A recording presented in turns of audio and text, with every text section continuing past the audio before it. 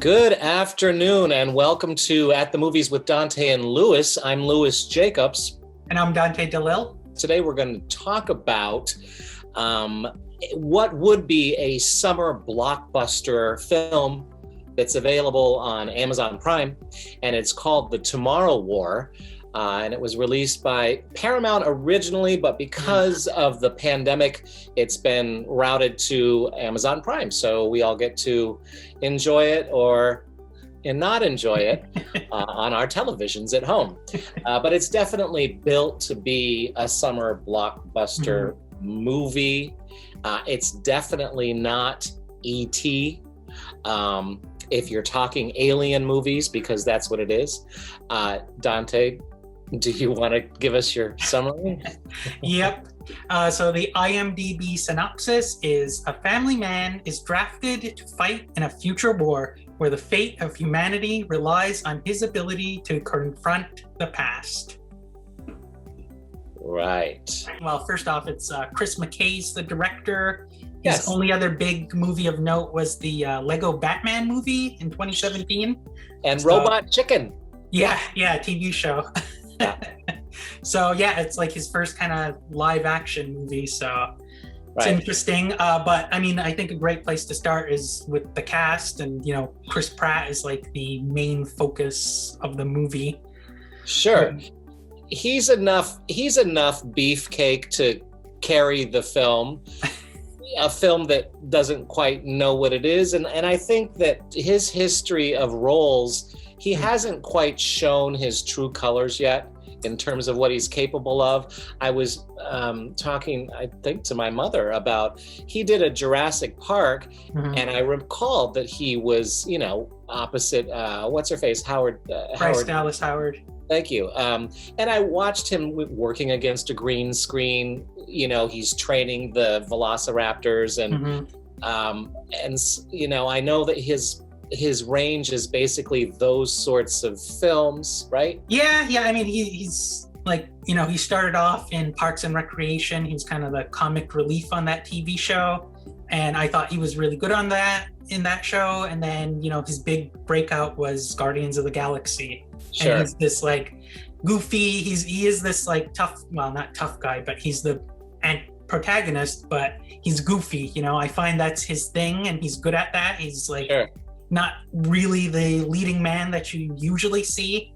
And yeah, that's what he does best. And I find in this movie, he plays the straight man. He plays like, he's the protagonist. He's this army guy, and now he's a biology teacher or something. That's right. And for me, I didn't really buy him in that role. Like, I think he's best when he's funny. So yeah, you've got Chris Pratt prancing around, being a macho guy. And then we have his wife, who's played by Betty Gilpin, who's like a blonde Sandra Bullock with more talent, and she's very much warmer as an actress, more interesting. J.K. Simmons plays Chris Pratt's father, who, we get a taste of him briefly at the beginning of the film, and then later on, he comes back. He's a Vietnam vet. J.K. Simmons, of course, from the abusive band leader from Whiplash and all of the Farmers Insurance commercials. What did you think about his performance? But he's also Spider-Man. He plays J. Jonah Jameson, like pretty... I didn't know about the Spider-Man. Yeah, it was a big thing. I thought, he's like really muscly in this movie. He's like in shape, and I was surprised to see that. In this one, he's like this badass, estranged father. I thought he was good. J.K. Simmons is always great. I thought, he doesn't get too much to do. He's not in like the whole first half of this movie so much, but when he's back, he's pretty good. Right.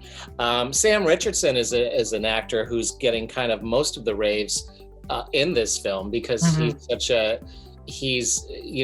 the wrong place at the wrong time kind of character, being sent off to war, being drafted, and he's like, I don't know how to fight a war. I thought he was good. Because the plot is like these soldiers from the future are kind of recruiting people from the past to be their soldiers, and it comes to a point where they're just bringing in anybody, any civilian. I love him. He's hilarious. He was like one of the only good people on the show Veep, and he was hilarious on that show. Right. I think he kind of brings the comic relief to this movie. And then finally, Yvonne Strahovski playing the colonel who's sort of in charge of the mission. Yeah, and I know her from Handmaid's Tale. She plays like a pretty despicable, the worst person on that show. That's right. Yes. That's what I know her from. I loved her in this. I think she's a really great actress. Me too. She brings a lot to a role that could just be like this tough military person. She has this quality about her that isn't Hollywood perfection. She's just, and so that makes her much more interesting. Okay, so moving forward, that's the cast that we're working with.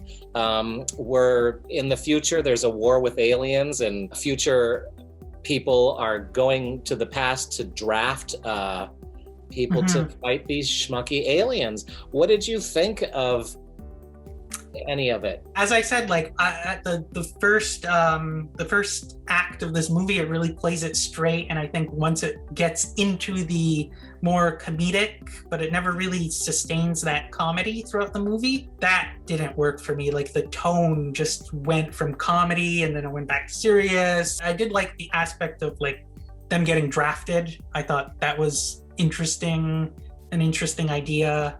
What did you think? Well, not in real life. If you were around when there was a draft, you wouldn't say that. I think you're right about the comedy. If we had gone, because to me the aliens were silly looking. I didn't like the way they moved. They were so obnoxious. I think Ridley Scott and H.R. Giger did it best with aliens, back in the 70s. Like that's the best alien design. And sure, if you want your aliens to be scary, but there are so many options for the way aliens can be portrayed, right? Yeah. They can be super intelligent and maybe, Yeah, and that's why I didn't think that worked either, was their look. I was like kind of disappointed. So the first time we see the aliens basically it's like a Jaws kind of thing, except it isn't about a shark that doesn't work. It's just, when are we going to start putting the CGI aliens in? And that was in a stairwell. And that's the first time we see the damn aliens. And so it becomes this sort of Escher painting where the sort of dimensions and the perspective is all thrown off, which makes the CGI look wonky because they're going up and down stairwells at a distance. Did you feel that?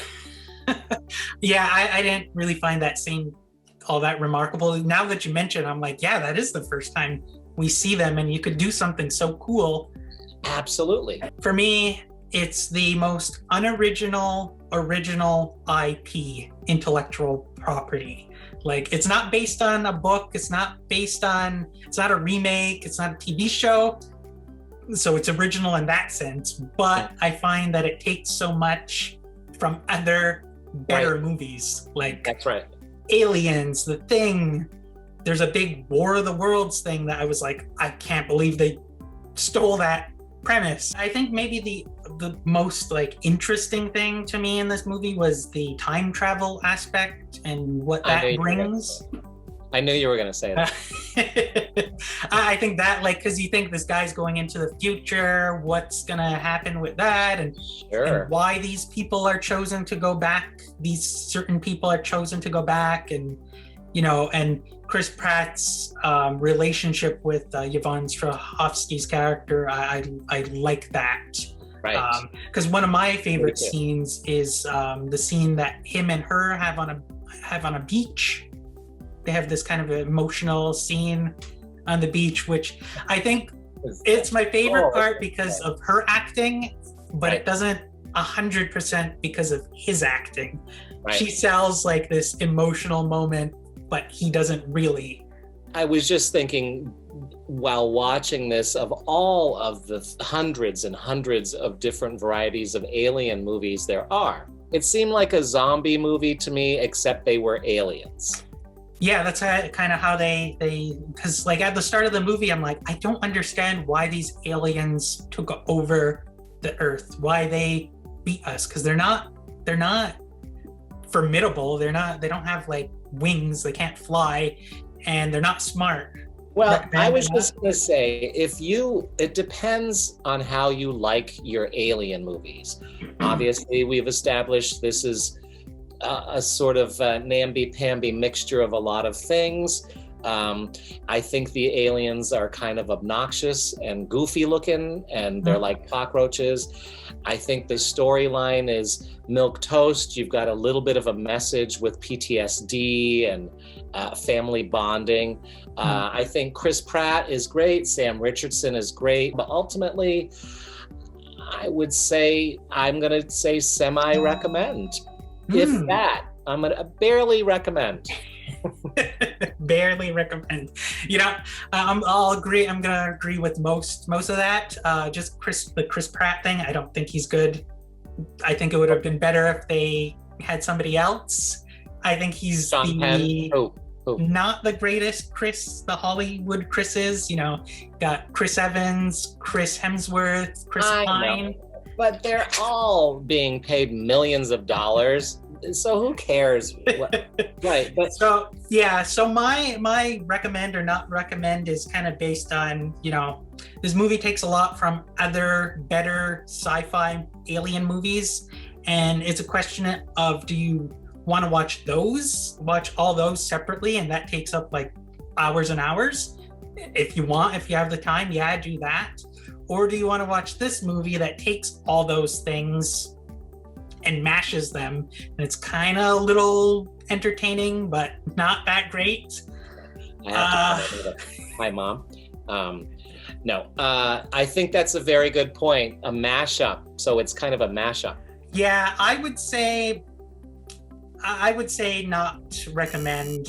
I would say go watch Aliens, The Thing, War of the Worlds, even a movie from, I think, 2013, Edge of Tomorrow, with Tom Cruise and Emily Blunt. It has to do with time travel and pretty much this premise.